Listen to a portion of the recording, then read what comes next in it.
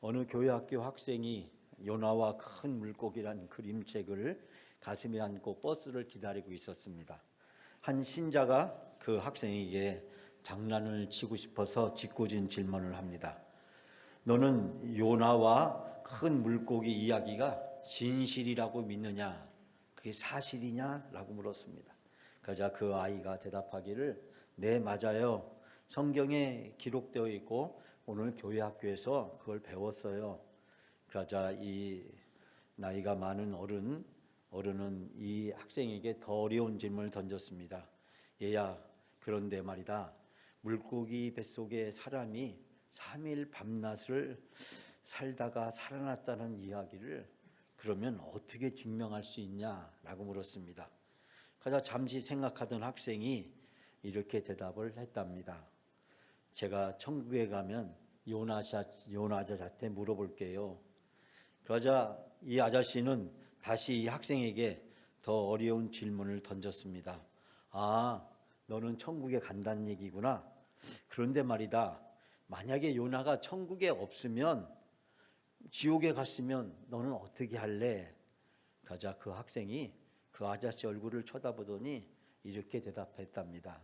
그러면 아저씨가 물어보면 되겠네요. 그렇게 이야기를 했답니다. 자기는 천국 가지만 그 아저씨는 천국 못 갈 것 같으니까 이 의심 많은 아저씨한테 그렇게 짓궂게 대답을 해줬다라는 이야기가 있습니다.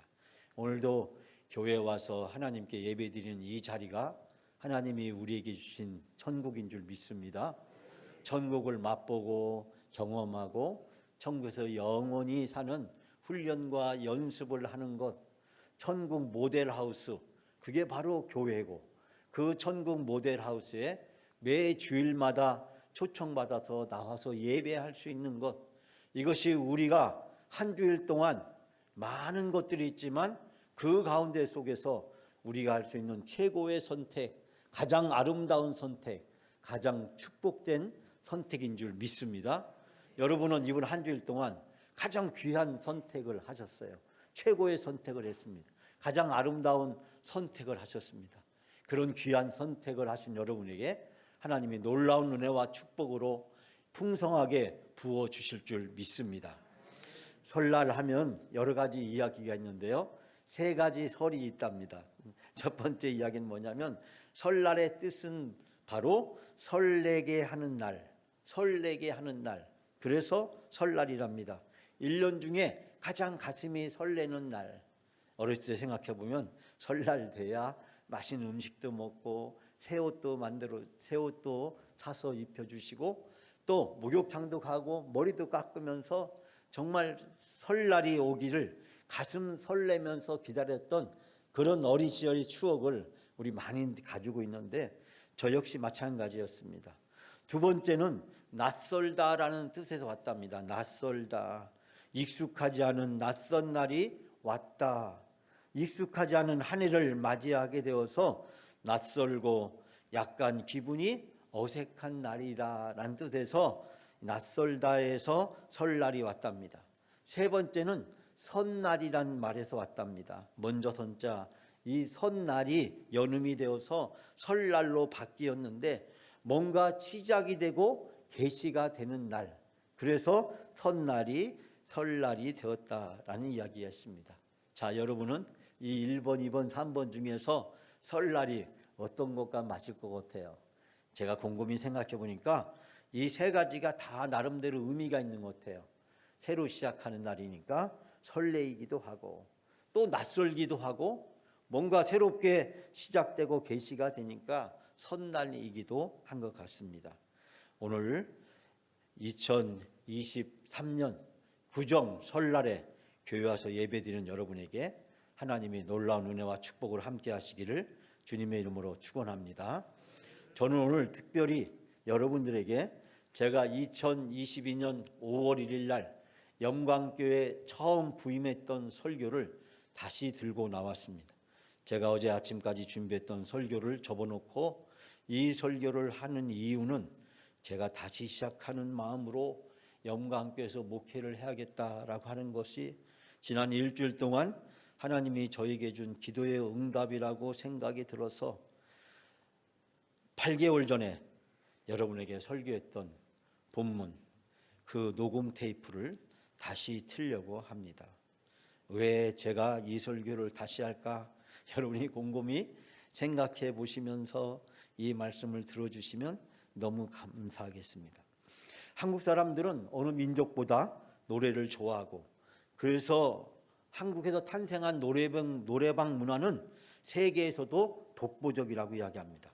요즘 한류 열풍이 대단한데, 한류 열풍은 단순한 유행을 뛰어넘어서 한국 K-팝, K-컬처, 또 K-테크놀로지라고 하는 새로운 영역을 개척해 가면서 우리의 수출과 경제에 아주 중요한 이득을 끼치고 있고, 수십조의 이익을 가져다주는 그런 놀라운 산업으로 발전했습니다.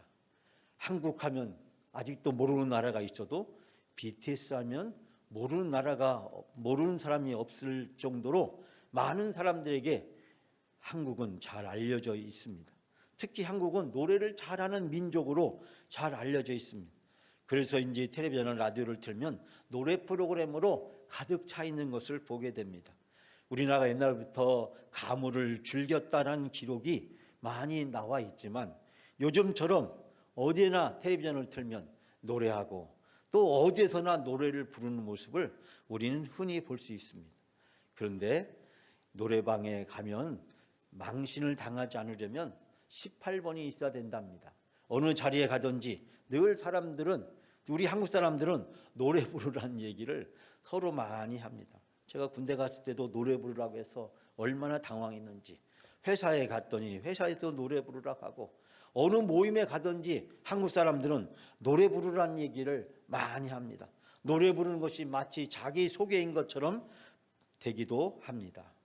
여러분 인생의 18번 노래는 어떤 노래세요? 어떤 분은 저에게 이야기하기를, 목사님이 찬이니까 목사님 노래방 가면은 찬찬찬 노래 부르는 거 아닙니까? 저보고 그렇게 이야기를 하는데, 여러분 알다시피 제가 노래를 얼마나 못합니까? 제가 수염이 양가 중에 양이잖아요. 그래서 저는 늘 노래하는 일이 힘들고 어려운 일을 많이 겪었는데, 여러분 인생의 18번 곡은 어떤 곡이세요? 그것은 사랑의 노래세요? 이별의 노래입니까? 기쁨의 노래입니까? 슬픔의 노래입니까? 시인 알프레드 디 수자라는 사람은 사랑하라 한 번도 상처받지 않은 것처럼 이라는 시가 있습니다. 이 시는 아마 들어보면 여러분이 종종 자주 어디선가 들어봤던 그런 식구이기도 합니다. 시 내용을 소개하면 이렇습니다. 춤추라 아무도 바라보고 있지 않은 것처럼, 사랑하라 한 번도 상처받지 않은 것처럼, 노래하라 아무도 듣고 있지 않은 것처럼, 일하라 돈이 필요하지 않은 것처럼, 살라 오늘이 마지막 날인 것처럼. 여러분 이 시의 한 구절 한 구절이 왠지 의미가 있어 보이고 우리 가슴에 와닿지 않습니까?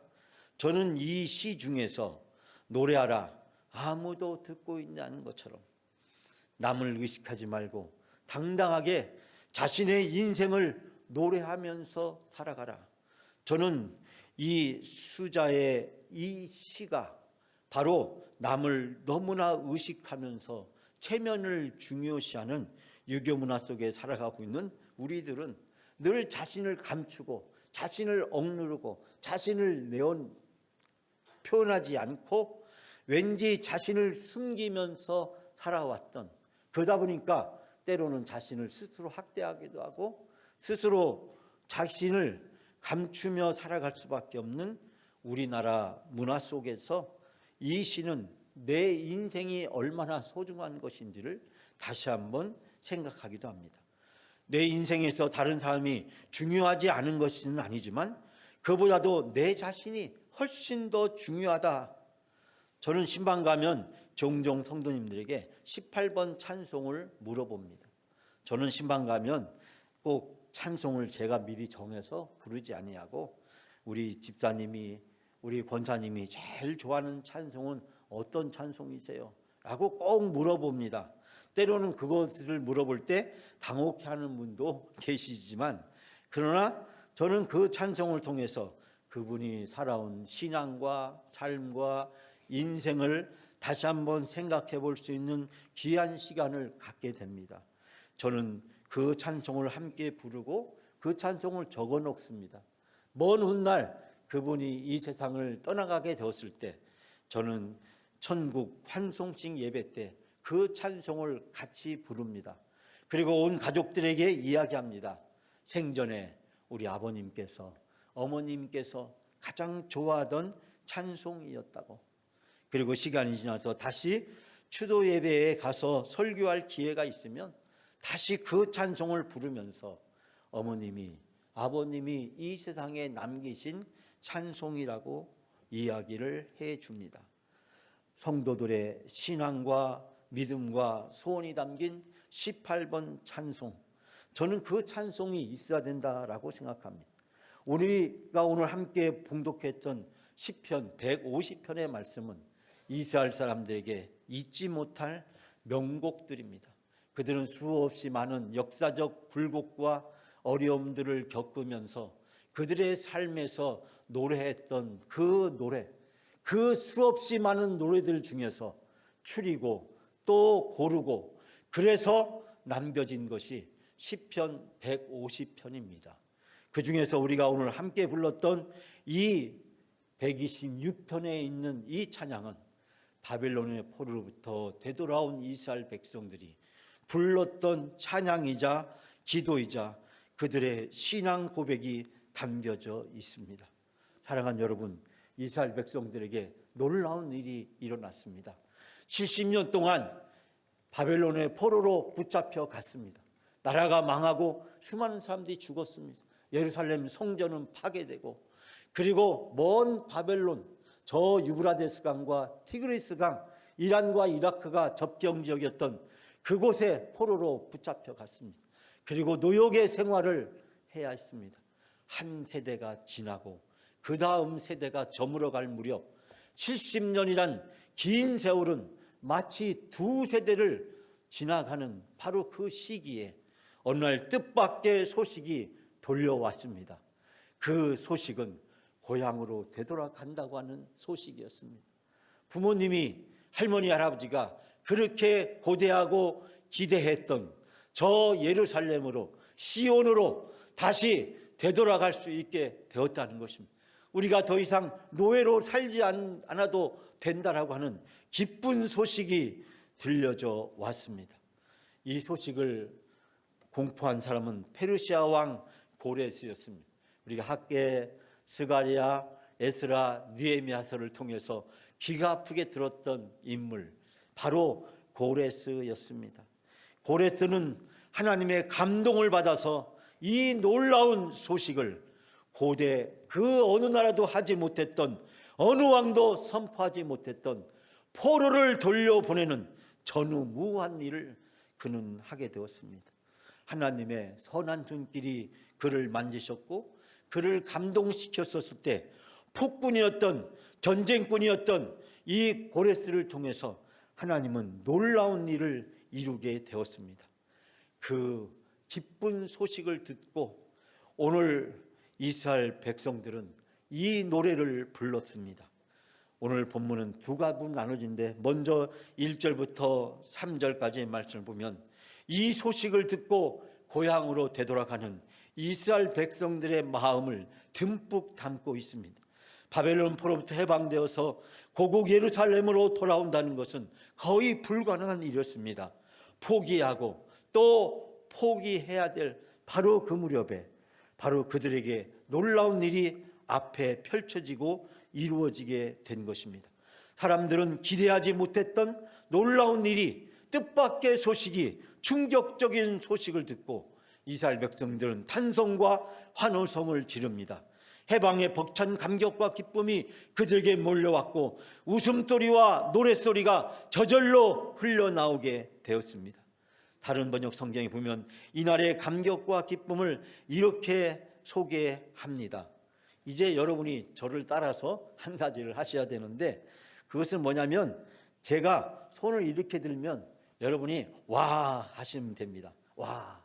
제가 손을 이렇게 딱 들 때마다 여러분이 와 하시면 됩니다. 자, 한번 해볼까요? 여호와께서 시온의 포로들을 풀어주시던 날 꿈이던가 생시던가. 네, 재밌죠? 그날 우리의 입에는 한바깥은 웃음 터지고 흥겨운 노랫가락 입술에 흘렀도다. 놀라오라, 여호와께서 저 사람들에게 하신 일, 여호와께서 우리에게 놀라운 일을 행하셨으니 우리는 얼마나 기뻤던가. 예, 사랑하는 여러분, 이스라엘 백성들에게 꿈이던가 생시던가 흥겨운 노랫가락 입술에 흘렀도다. 얼마나 기뻤던가. 그들의 입에서 찬양이 나오고 노래가 나오고 탄성이 나왔습니다. 하나님이 이 놀라운 일을 우리에게 베풀어 주시다니, 하나님이 우리의 죄를 다 용서해 주시고 이제 하나님이 우리를 다시 회복시키기 위해서 우리를 고향으로, 시온으로, 예루살렘으로 다시 돌려보내 주시는구나.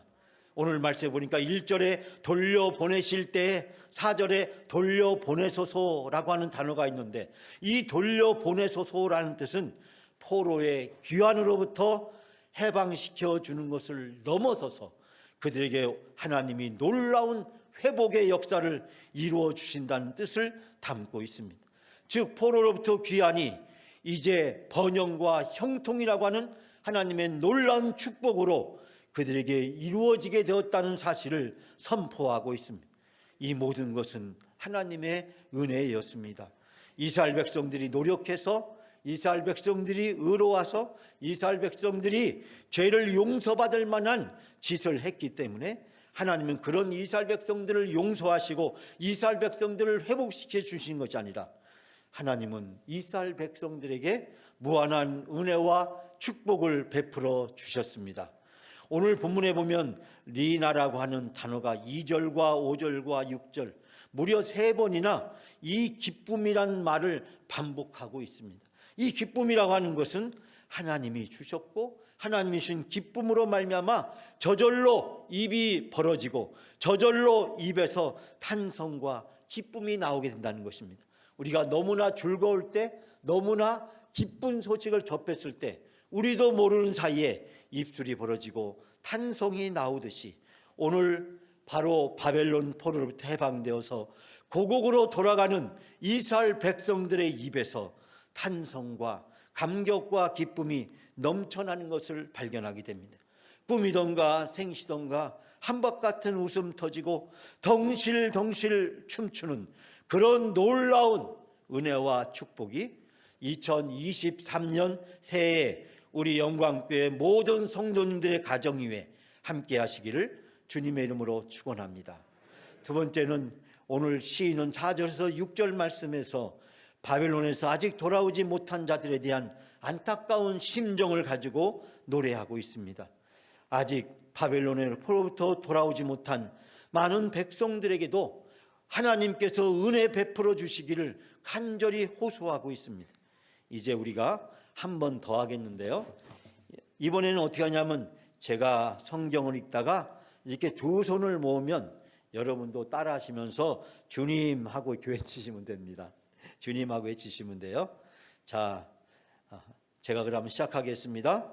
여호와여, 저 내게 강바닥에 물길이 돌아오듯이 우리의 포로들을 다시 데려오소서. 예, 눈물을 흘리며 씨를 뿌리는 자 기쁨으로 거두어 드리로다. 씨를 담아들고 울며 나가는 자 곡식단을 안고서 노랫소리 흥겹게 돌아오리라. 아멘. 감사합니다.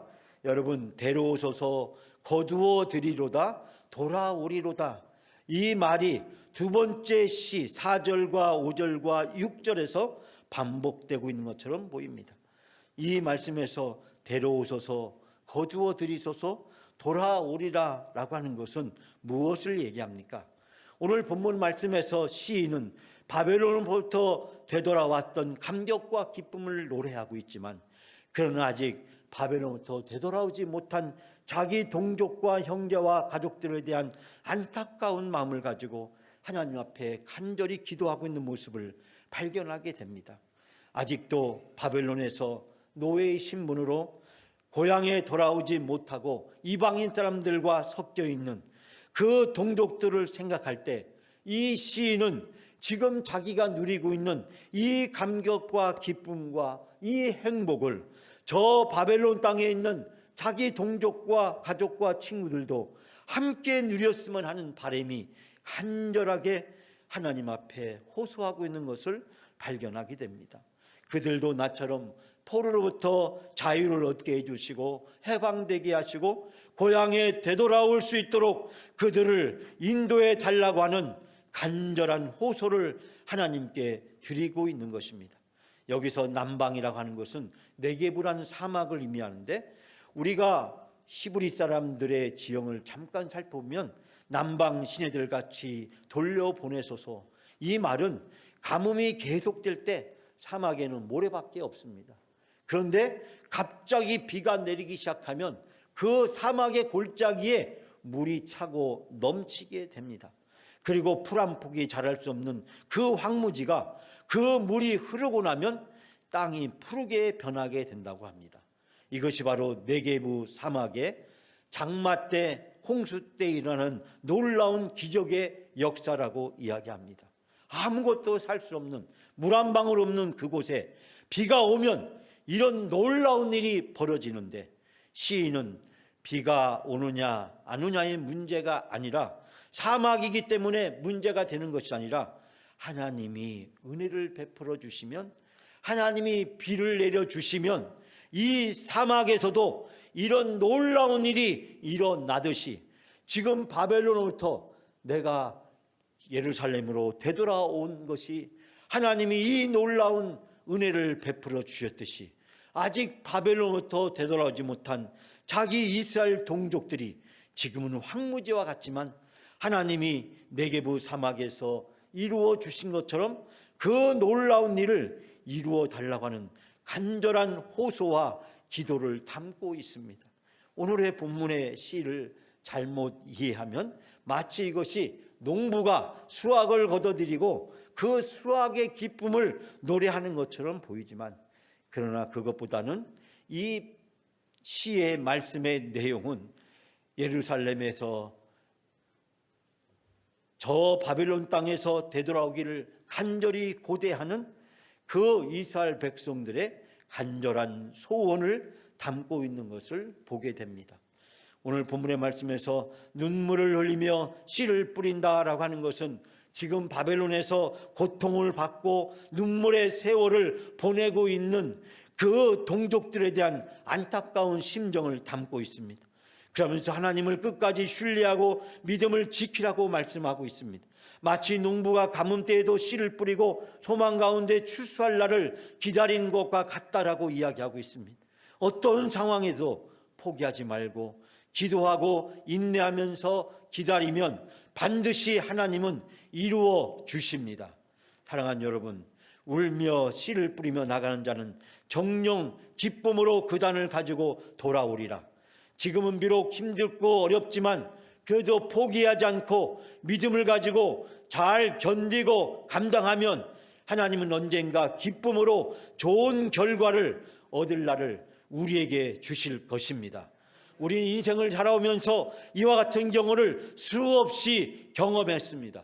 힘들고 어려웠지만 그 힘들고 어려웠던 것들을 잘 참고 견디고 인내하고 기도하니까 하나님이 슬픔이 변하여 기쁨이 되게 하시고 고난이 변하여 축복이 되게 해주신 놀라운 일들을 우리는 다 경험했습니다.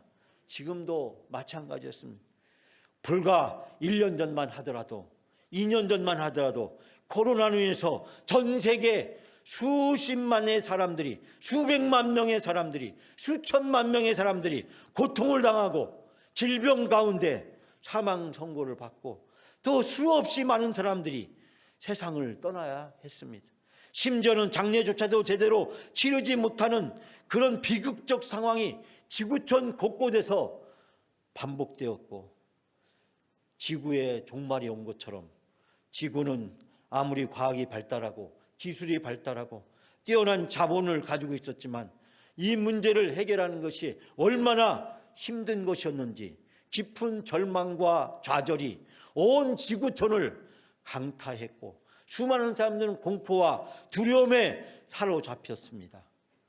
다 끝난 것은 아니지만 그러나 지금 돌이켜보면 이제 마스크가 벗을 날이 임박한 우리의 상황에서 코로나의 공포와 두려움으로부터 벗어나고 있는 우리의 모습을 생각해 보면 그 죽음의 공포와 두려움에 사로잡혔던 것이 어제와 같은데 하나님께서 이 모든 고난과 역경으로부터 우리를 지켜주시고 도와주시고 인도해 주셨던 것처럼 우리가 겪고 있는 일이 아무리 힘들고 어렵다고 할지라도 잠시 시간이 지나고 나면 우리가 그 고통으로부터 자유로워진 우리 자신들을 다시 마주하게 될 것이라고 확신합니다. 지금 여러분들의 모습이 코로나의 공포와 두려움부터 벗어나 있는 가장 확실한 증거가 아닙니까? 욥기 23편에 욥은 이렇게 고백합니다. 나의 가는 길을 오직 그가 아시나니 그가 나를 단련하신 후에는 내가 정금같이 나오리라. 사랑하는 여러분, 이 욥의 신앙의 고백, 욥이 자녀들을 잃고 전 재산을 잃고 자신은 병에 걸리고 아내조차도 저주하고 자기를 떠난 이 비참한 상황 속에서 하나님은 욥을 단련하셨고 욥이 정금같이 나올 수 있도록 욥을 인도해 주신 것처럼 우리 영광교회 모든 성도들을 정금같이 나올 수 있도록 하나님이 인도해 주실 줄 믿습니다. 오늘 시편 122편의 말씀은 1절부터 3절까지의 말씀은 하나님이 하셨습니다. 하나님이 주신 은혜입니다. 하나님이 지난날 힘들고 어려웠던 고통스러운 상황 속에서 우리를 해방시켜 주셨고 우리를 구원하셨고 우리에게 은혜를 베풀어 주셨고 우리에게 축복해 주셨다고 하는 그 감격과 기쁨의 노래라고 한다면 4절부터 6절까지의 말씀은 앞으로 하나님이 우리에게 베풀어 주실 은혜와 기대에 대한 미래에 대한 소망이 담겨져 있는 노래인 줄 믿습니다. 사랑하는 여러분, 제가 여러분에게 2번 정도 소개한 것이라고 기억이 나는데 터키 옥중신이었던 나짐 히크메트는 진정한 여행에서 이렇게 노래했습니다. 가장 훌륭한 시는 아직 쓰여지지 않았다. 가장 아름다운 노래는 아직 불려지지 않았다. 최고의 날들은 아직 살지 않은 나들. 가장 넓은 바다는 아직 항해되지 않았고 가장 먼 여행은 아직 끝나지 않았다. 불멸의 춤은 아직 추워지지 않았으며 가장 밝게 빛나는 별은 아직 발견되지 않은 별. 무엇을 할지 더 이상 알 수 없을 때 그때 비로소 진정한 무엇인가를 할 수 있다. 어느 길을 가야 할지 더 이상 알 수 없을 때 그때 진정한 여행의 시작이다. 우리는 지난 날은 좋았다고 생각합니다. 지금은 지난 날에 비해서 늘 안 좋다고 생각합니다. 그리고 내일은 더 안 좋은 일이 있을까 봐 불안해하고 염려하고 있습니다. 그러나 여러분, 가장 좋고 가장 행복하고 가장 아름다운 날들은 과거에도 있었고 현재에도 있었고 앞으로 미래에는 더 좋고 더 행복하고 더 아름다운 날이 우리에게 언젠가 다가오게 될 줄 믿습니다. 이 시인은 바로 그것을 노래하고 있습니다. 당신의 과거보다도 당신의 현재보다도 당신의 미래는 더 아름답고 더 행복하고 더 소중한 날들이 앞으로 당신에게 펼쳐지게 될 것이다. 저는 이 시를 영광교회 이름을 넣어서 제가 작년 5월 1일 날 이렇게 노래했습니다. 영광교회의 가장 훌륭한 시는 아직 쓰여지지 않았다. 영광교회의 가장 아름다운 노래는 아직 불려지지 않았다. 영광교회의 최고의 날들은 아직 살지 않은 날들. 영광교회가 가야 할 바다는 아직 항해되지 않았고 영광교회가 가야 할 여행은 아직 끝나지 않았다. 영광교회의 춤은 아직 추워지지 않았으며 영광교회의 가장 빛나는 별은 아직 발견되지 않은 별. 영광교회가 무엇을 할지 더 이상 알 수 없을 때 그때 비로소 진정한 무엇인가를 할 수 있다. 어느 길을 가야 할지 더 이상 알 수 없을 때 그때가 진정한 영광교회의 시작이다. 사랑하는 여러분, 영광교회의 가장 훌륭한 시, 아름다운 노래, 최고의 날들은 지나간 날이 아닙니다. 오늘이 아닙니다. 내일, 모레, 앞으로 미래 속에서 하나님이 우리에게 주어 주실 줄 믿습니다. 우리는 지금 우리가 무엇을 해야 될지 알 수 없을 수 있습니다. 진정 무엇이 소중한 것인지, 어떤 것을 판단하고 결정해야 될지, 어느 길로 가야 할지 우리가 잘 분별하지 못할 수가 있습니다. 그러나 여러분, 바로 이 순간 분명히 기억해야 될 것이 있습니다. 하나님은 과거에도 함께 하셨고 현재도 함께하고 계시며 미래 속에서 하나님이 더 큰 은혜와 축복으로 우리들에게 최고의 날들을 펼쳐 주실 줄 믿습니다. 여러분 인생도 마찬가지입니다. 과거에 행복하셨습니까? 좋으셨습니까? 지금 좋은 일, 행복한 일이 있습니까? 그러나 미래에 더 좋은 일, 더 행복한 일이 여러분을 기다리고 있는 줄 믿습니다. 과거에 힘들고 어려운 일이 있으셨습니까? 지금도 힘들고 어려운 일이 있습니까? 그러나 여러분, 미래에는 그 힘들고 어려운 모든 일들을 하나님이 해결해 주실 줄 믿습니다. 우리는 그 믿음을 가지고 나가야 합니다. 하나님이 우리를 인도해 주시고 하나님이 우리와 함께하고 계신다. 그러므로 우리가 겪고 있는 모든 고난과 아픔은 하나님의 선한 뜻이 있고 그 하나님의 선한 뜻을 믿음으로 받아들이고 기도하고 기대하면서 기다리면 하나님이 반드시 좋은 일을, 아름다운 일을, 최고의 날들을 우리 영광교회 앞에, 여러분 인생 앞에 펼쳐 주실 줄 믿습니다. 2023년 오늘 설날 하나님이 이 말씀을 통해서 우리들에게 말씀하고 계십니다. 당신의 인생의 최고의 날은, 우리 영광교회의 최고의 날들은 내일, 모레, 앞으로 이루어지게 될 것이다. 내가 너를 사랑하고 내가 너를 축복하고 내가 너를 통해서 놀라운 일을 이루겠다고, 내가 나를 믿고 기도하고 기대하고 기다리면 내가 반드시 이루어 주겠다. 하나님이 우리에게 약속하고 계십니다.